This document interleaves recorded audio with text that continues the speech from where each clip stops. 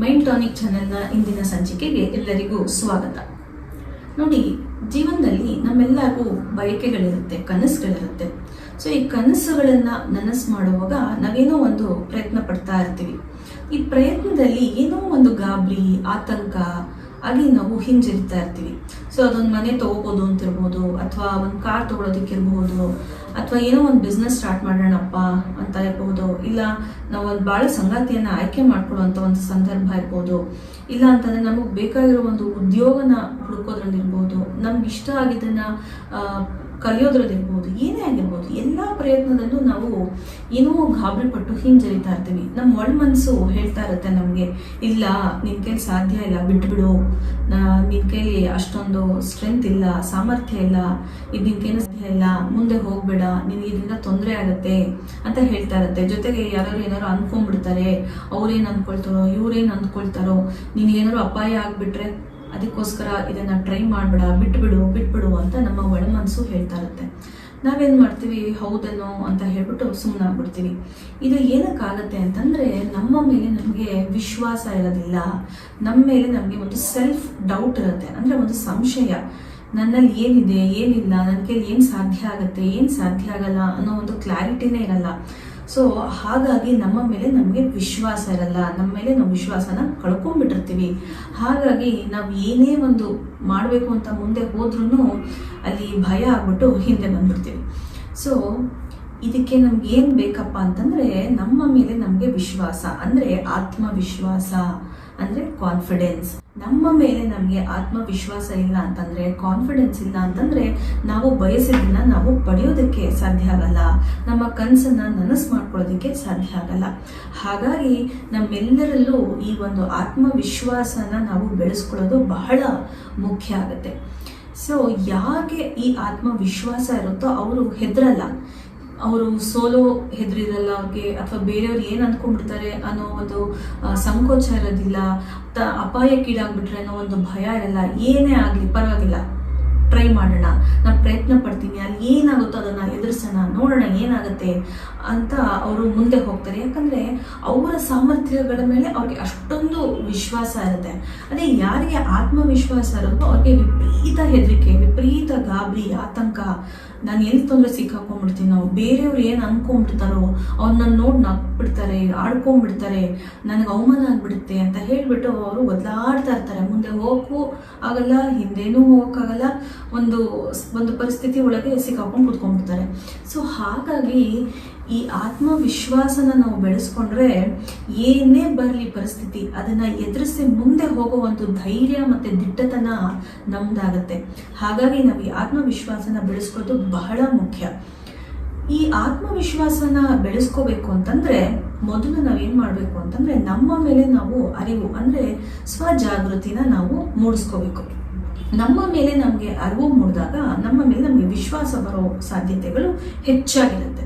So ನಮ್ಮ ಮೇಲೆ ನಾವು ಹೇಗೆ ಅರಿವನ್ನ ಮೂಡಿಸ್ಕೋಬೇಕು ಅಂತಂದರೆ, ನಮ್ಮೊಳಗೆ ಏನಿದೆ, ನಾನು ಯಾರು, ನನಗೆ ಏನು ಸಾಧ್ಯ ಆಗುತ್ತೆ ಏನು ಸಾಧ್ಯ ಆಗಲ್ಲ, ನನ್ನ ಸಾಮರ್ಥ್ಯಗಳೇನು, ನನ್ನ ದೌರ್ಬಲ್ಯಗಳೇನು, ನನ್ನ ಇಷ್ಟ ಕಷ್ಟಗಳೇನು, ನನ್ನ ಬಯಕೆಗಳೇನು ಅನ್ನೋದನ್ನು ನಾವು ಅರ್ಥ ಮಾಡ್ಕೊಂಡು ಹೋಗಬೇಕು. ಈ ಅರ್ಥ ಮಾಡ್ಕೊಂಡು ಹೋದಾಗ ನನ್ನಲ್ಲಿ ಏನಿದೆ ಏನಿಲ್ಲ ಅನ್ನೋ ಒಂದು ತಿಳುವಳಿಕೆ ಸಹಿತ ನಮಗೆ ಬರುತ್ತೆ.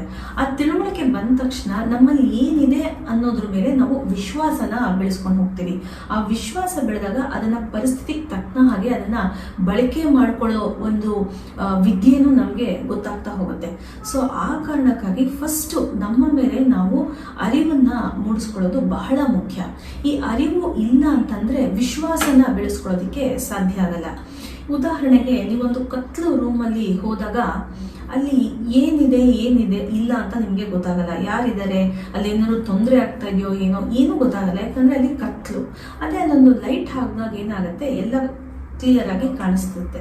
ಆವಾಗ ನಿಮ್ಗೇನು ಅನ್ಸುತ್ತೆ, ಪಾಪ ಸದ್ಯ ಇಲ್ಲಿ ಏನು ತೊಂದರೆ ಇಲ್ಲ, ನಾನು ಸೇಫ್ ಇದ್ದೀನಿ ಅಂತ ಅನ್ಸುತ್ತೆ. ಹಾಗೇನೆ ನಿಮ್ಮಲ್ಲಿ ನಿಮಗೆ ಅರಿವು ಇಲ್ದಾಗ ಏನಾಗುತ್ತೆ ಅಂದರೆ, ಅದೊಂದು ಕತ್ಲು ಕೋಣೆ ಥರ, ಅಲ್ಲಿ ಏನಿದೆ ಅಲ್ಲಿ ಏನಿಲ್ಲ ಏನೂ ಗೊತ್ತಾಗಲ್ಲ. ಅವಾಗ ನಿಮ್ಗೇನಾಗುತ್ತೆ, ಗಾಬರಿ ಆಗುತ್ತೆ, ಹೆದರಿಕೆ ಆಗುತ್ತೆ, ಆತಂಕ ಆಗುತ್ತೆ. ಅಲ್ಲಿ ಒಂದು ಲೈಟ್ ಹಾಕಿದ್ರೆ, ಅಂದರೆ ನಿಮ್ಮ ಮೇಲೆ ನೀವು ಅರಿವನ್ನ ಮೂಡಿಸ್ಕೊಂಡ್ಬಿಟ್ಟಾಗ ಏನಾಗುತ್ತೆ, ನನ್ನಲ್ಲಿ ಏನಿದೆ, ನನ್ನಲ್ಲಿ ಏನಿಲ್ಲ ಅನ್ನೋ ಕ್ಲಾರಿಟಿ ನಿಮಗಿರುತ್ತೆ. ಅವಾಗ ಏನಾಗುತ್ತೆ, ನಿನ್ನಲ್ಲಿ ಏನಿದೆ ಅನ್ನೋದ್ರ ಮೇಲೆ ನೀವು ವಿಶ್ವಾಸನ ಬೆಳೆಸ್ಕೊಂಡು ಹೋಗ್ಬೋದು.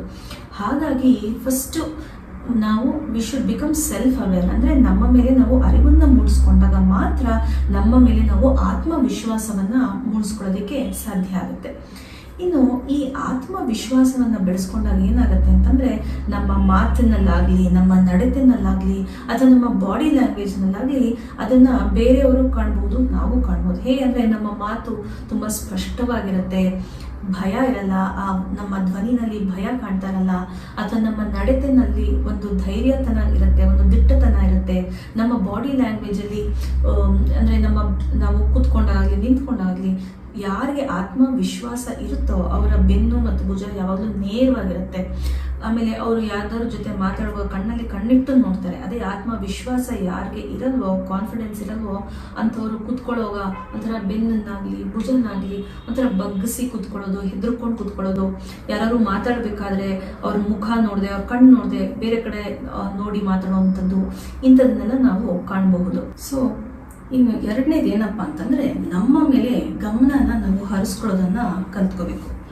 ಇತ್ತೀಚಿನ ಈ ಸೋಷಿಯಲ್ ಮೀಡಿಯಾ ಲೈಫಲ್ಲಿ ಏನಾಗ್ಬಿಟ್ಟಿದೆ ಅಂತಂದರೆ, ಬೇರೆಯವ್ರು ಏನು ಮಾಡ್ತಿದ್ದಾರೆ, ಅವ್ರ ಜೀವನದಲ್ಲಿ ಏನಾಗ್ತಿದೆ ಅಂತ ನೋಡೋದ್ರಲ್ಲೇ ನಮ್ಮ ಸಮಯ ಎಲ್ಲ ಕಳೆದು ಹೋಗ್ಬಿಡುತ್ತೆ ಅಲ್ವಾ.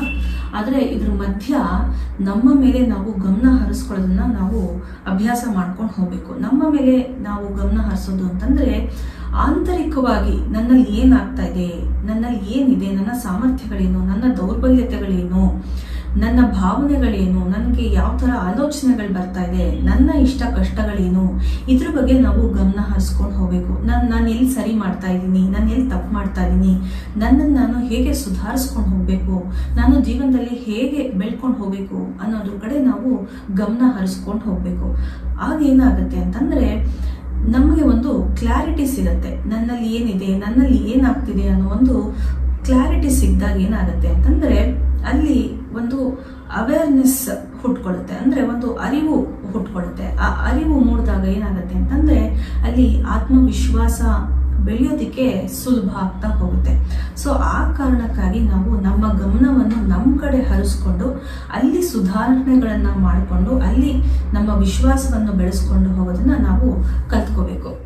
ಇನ್ನು ಮೂರನೇದು ಏನಪ್ಪ ಅಂತಂದರೆ, ಪ್ರಯತ್ನಗಳು ಮತ್ತು ಸಣ್ಣ ಗುರಿಗಳು. ಸೊ ಪರಿಸ್ಥಿತಿ ಏನೇ ಬಂದರೂ ಅದನ್ನು ಅವಾಯ್ಡ್ ಮಾಡದೆ, ಅದರಿಂದ ತಪ್ಪಿಸ್ಕೊಳ್ದೆ ಅದನ್ನು ಎದುರಿಸ್ಕೊಳ್ಳೋ ಒಂದು ಪ್ರಯತ್ನ ನಿಮ್ಮದಾಗಿರಬೇಕು.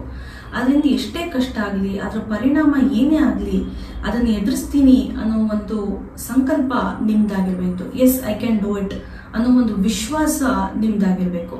ಮತ್ತು ಸಣ್ಣ ಗುರಿಗಳನ್ನು ಹಾಕೊಳ್ಳೋದನ್ನ ನೀವು ಕಲ್ತ್ಕೋಬೇಕು. ಇವಾಗ ಒಂದು 3 ತಿಂಗಳಲ್ಲಿ ನಾನು ಒಂದು 5 kg ರೆಡ್ಯೂಸ್ ಮಾಡ್ತೀನಿಪ್ಪ ಅಂತಂದರೆ, ಫಸ್ಟು ಒಂದು 3 ದಿವಸನೋ ಒಂದು ವಾರನೋ ಒಂದು ಸಣ್ಣ ಗುರಿ ಹಾಕ್ಕೊಂಡು ಅದನ್ನು ಮುಟ್ಟೋದಕ್ಕೆ ಪ್ರಯತ್ನ ಪಡಬೇಕು. ಅಲ್ಲಿ ನೀವು ಒಂದು ವೇಳೆ ಸಕ್ಸಸ್ ಆದ್ರಿ ಅಂತಂದರೆ ಮತ್ತೆ ಮುಂದುವರಿಯೋದಕ್ಕೆ ಅದು ನಿಮಗೆ ಸಹಾಯ ಮಾಡ್ತಾ ಹೋಗುತ್ತೆ. ಯಾಕಂದರೆ ಅಲ್ಲಿ ನಿಮ್ಮ ಮೇಲೆ ನಿಮಗೊಂದು ವಿಶ್ವಾಸ ಮತ್ತು ಭರವಸೆ ಬರುತ್ತೆ.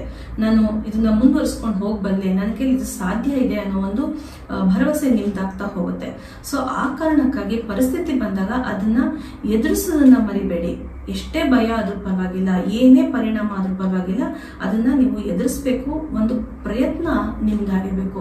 ಆಗ ಆತ್ಮವಿಶ್ವಾಸನ ನೀವು ಬೆಳೆಸ್ಕೊಳ್ಳೋದಕ್ಕೆ ಅದು ದಾರಿ ಮಾಡಿಕೊಡುತ್ತೆ. ನೋಡಿದ್ರ, ಈ ಒಂದು ಆತ್ಮವಿಶ್ವಾಸವನ್ನು ನಾವು ಬೆಳೆಸ್ಕೊಂಡ್ರೆ ಎಷ್ಟು ಉಪಯೋಗಗಳಿವೆ. ನಾವೇನೇ ಬಯಸಿದ್ರು ಜೀವನದಲ್ಲಿ, ಏನೇ ಕನಸು ಕಂಡಿದ್ರು ಅದನ್ನೆಲ್ಲ ನನಸು ಮಾಡ್ಕೊಳ್ಳೋ ಒಂದು ಶಕ್ತಿ ನಮ್ದಾಗ್ತಾ ಹೋಗುತ್ತೆ. ಸೊ ಪ್ರತಿಯೊಬ್ಬರಲ್ಲೂ ಎಲ್ಲನೂ ಇರುತ್ತೆ ಅಂತ ಹೇಳೋಕ್ಕಾಗಲ್ಲ, ಆದರೆ ಪ್ರತಿಯೊಬ್ಬರಲ್ಲೂ ಈ ಅದ್ಭುತವಾದ ಶಕ್ತಿ ಇದ್ದೇ ಇರುತ್ತೆ. ಅಂದರೆ ಆತ್ಮವಿಶ್ವಾಸ, ಅದನ್ನು ಬಳಸ್ಕೊಂಡು ನಾವೇನು ಬಯಸಿರ್ತೀವೋ ಅದನ್ನು ನಾವು ಪಡೆಯೋದಕ್ಕೆ ಖಂಡಿತವಾಗ್ಲೂ ಸಾಧ್ಯ ಆಗುತ್ತೆ ಅಂತ ಹೇಳಿ ಇವತ್ತಿನ ಈ ಸಂಚಿಕೆಯನ್ನು ಮುಗಿಸ್ತಾ ಇದ್ದೀನಿ. ಧನ್ಯವಾದಗಳು.